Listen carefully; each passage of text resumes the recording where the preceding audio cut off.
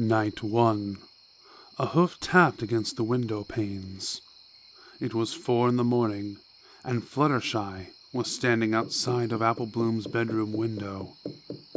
Her eyes were blank, and her smile slight enough to go virtually unnoticed.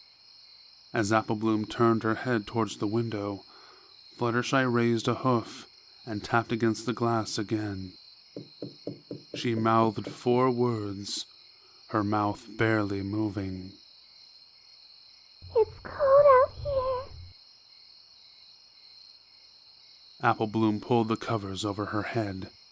She listened to the creaks and groans of the house settling. It would be dawn soon. The tapping started again.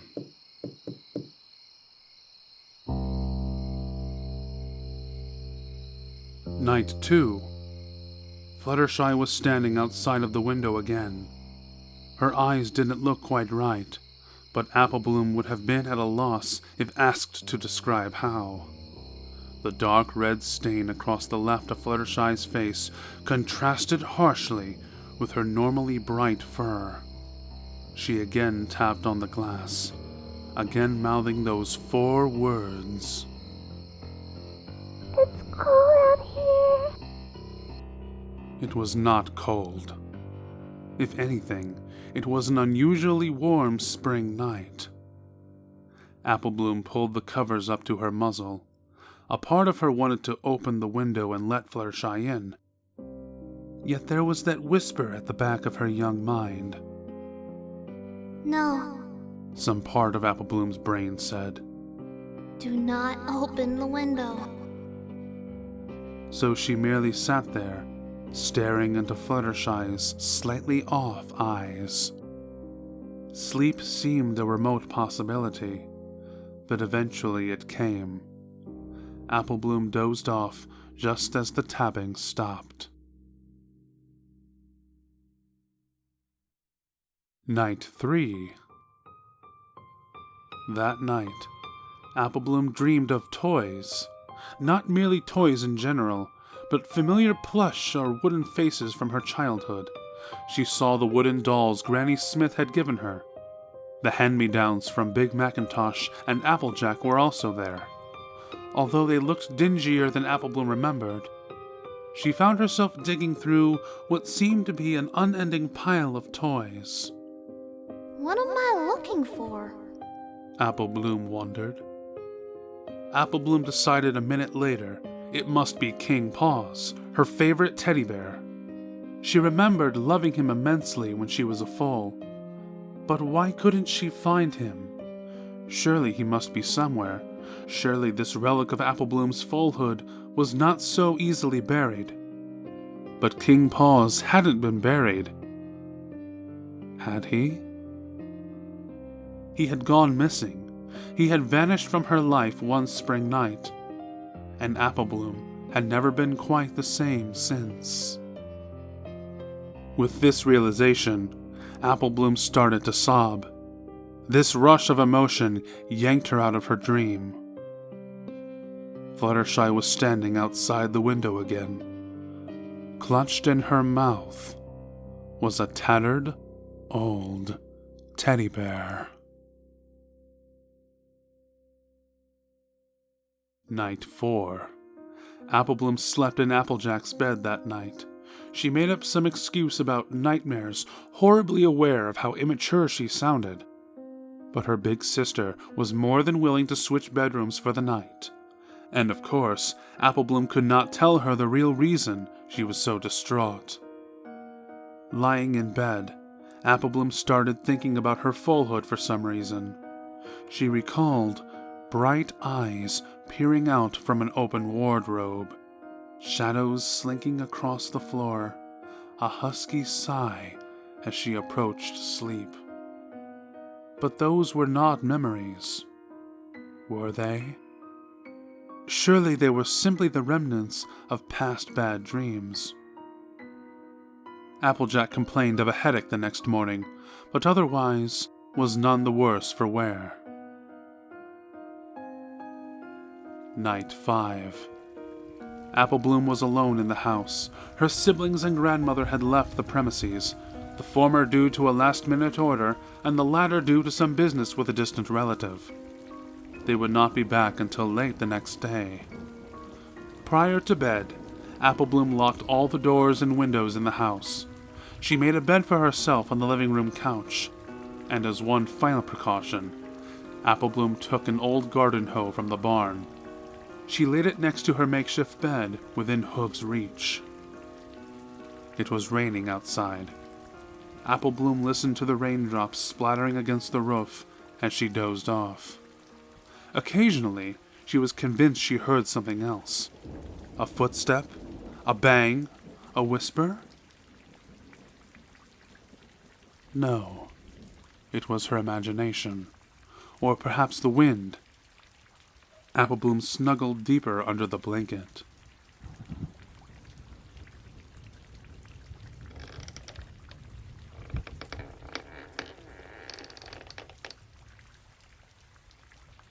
More noises. They sounded as if they were coming from her bedroom, but that was impossible. The window was closed. But was it closed? Apple Bloom sat up, her heart pounding. She thought her locking down of the house had been thorough. But hadn't she intentionally avoided her bedroom, trusting the window to be closed? Yet any pony in her family could have opened it prior to their leaving.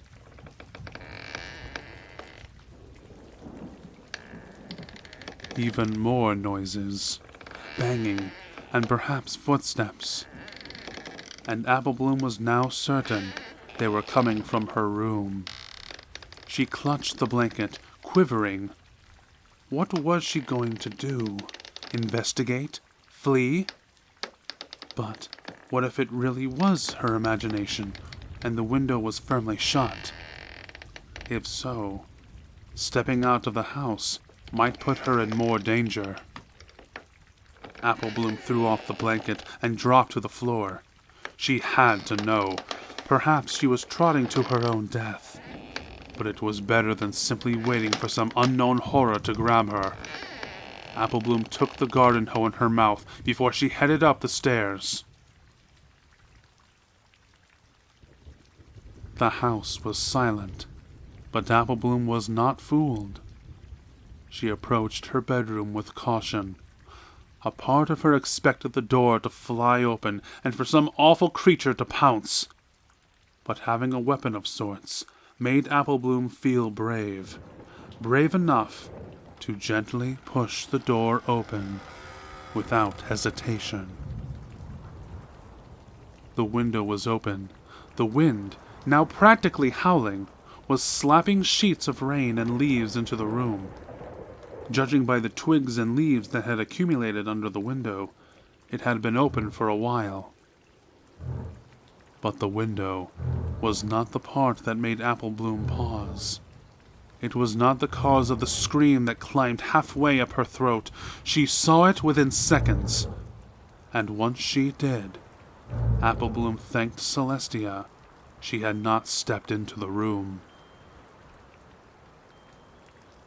Something was in Apple Bloom's bed. A pony-shaped lump was visible under the covers.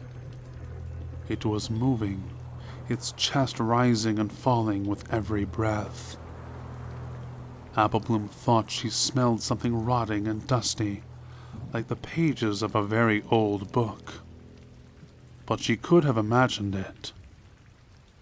Apple Bloom did not move. Neither did the creature, save for its breathing. Apple Bloom realized the creature did not seem to notice she was there. It did not stir as she stood frozen in the doorway, nor did the wind and rain seem to disturb it.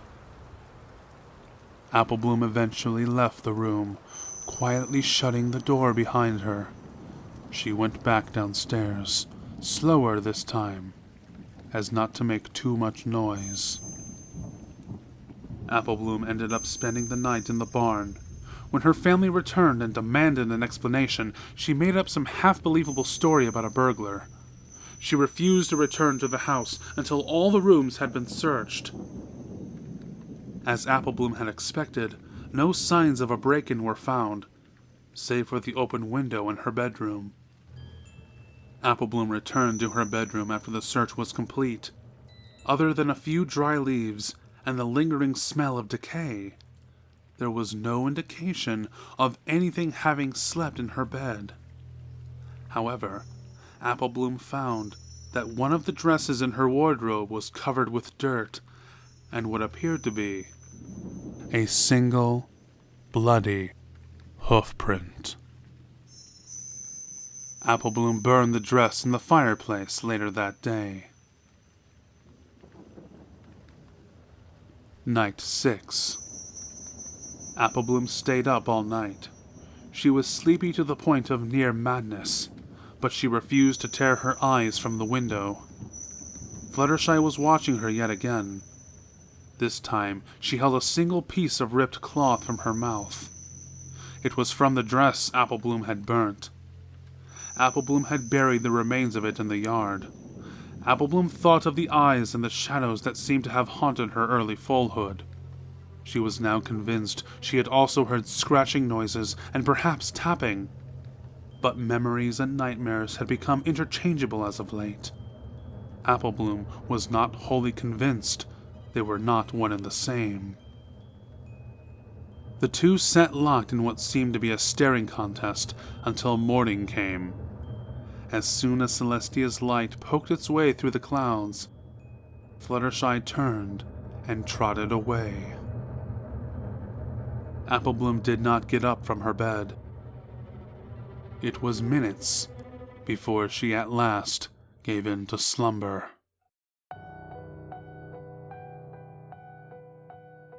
Night 7. Applejack had found the remains of the dress and demanded to know why Applebloom was burning her clothes. She also asked Applebloom about her apparent sleeping troubles and her hostility towards Fluttershy. Applebloom confessed nothing. She made excuses that were far from plausible. Applebloom did not care if her sister was satisfied or not. A part of her hoped Applejack would send her away, perhaps to a relative's house. At least, Applebloom would be far away from this nightmare if that happened. But Applejack had not sent her away. Applebloom was certain Applejack was consulting Big Macintosh over the matter.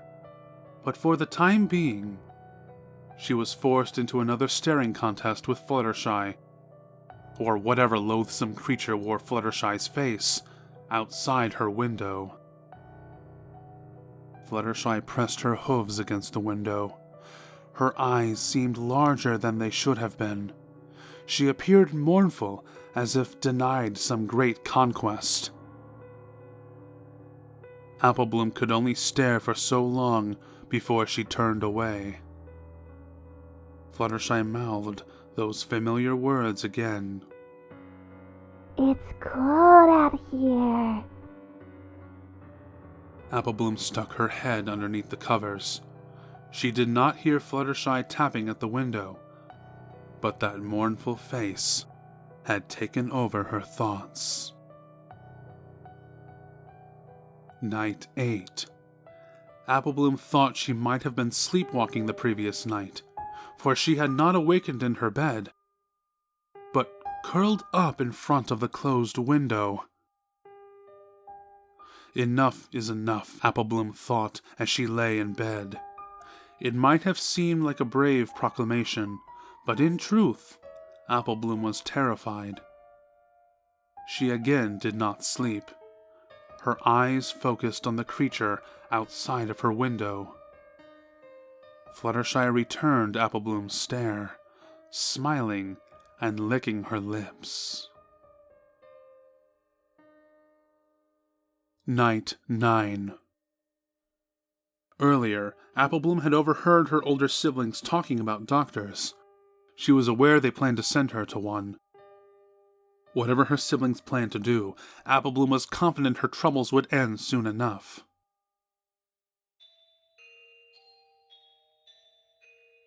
Apple Bloom opened her window that night.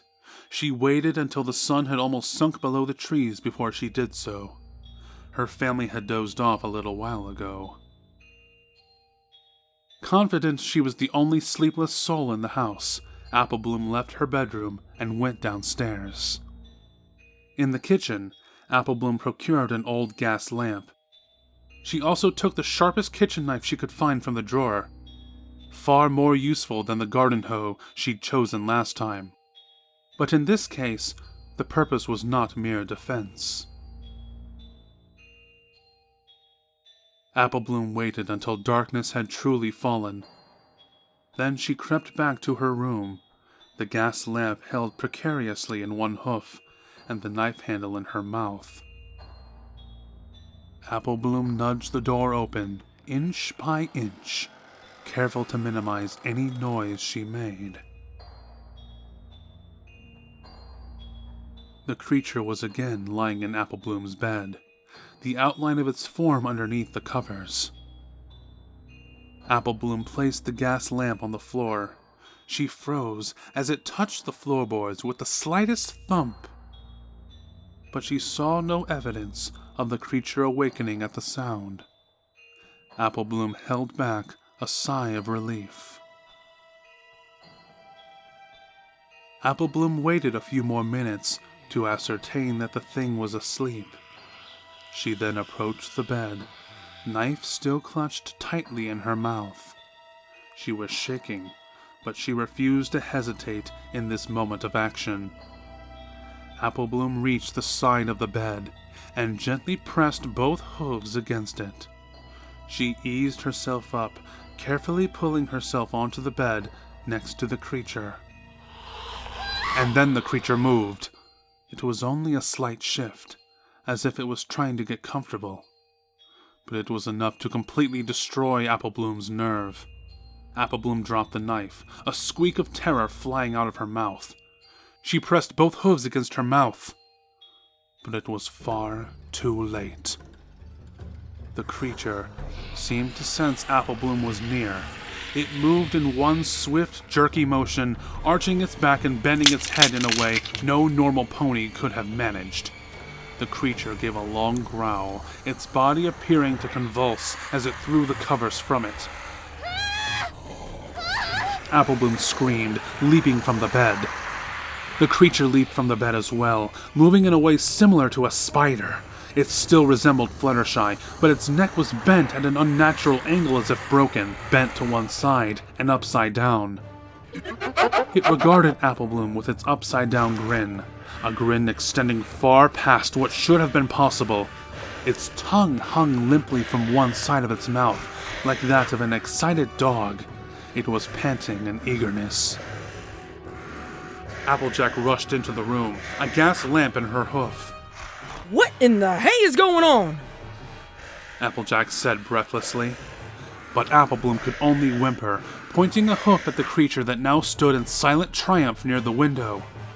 Applejack's eyes widened with bemusement and horror. What in darnation? The creature moved its neck again, adjusting its head to a more normal position. Its face no longer even vaguely resembled Fluttershy. Instead, it had morphed into some twisted mockery of the shy pony's face.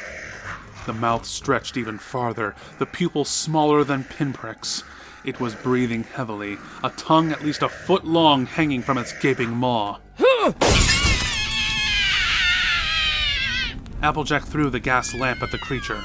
It shattered upon impact, setting the vile thing on fire. All at once, the creature's twisted face rearranged itself. It now became a more accurate representation of Fluttershy. The flames started to engulf it immediately. A scent not unlike that of sulfur rose as patches of its fur hastily burned away. The creature objected loudly, alternating between screams eerily similar to those of Fluttershy and deep screeches not unlike that of a tortured bird. The fur and flesh burned away at an unnatural rate, the screams and screeches continuing long after they should have ended. The last to surrender to the inferno was the light pink mane. After a few moments, all that remained was a charred skeleton.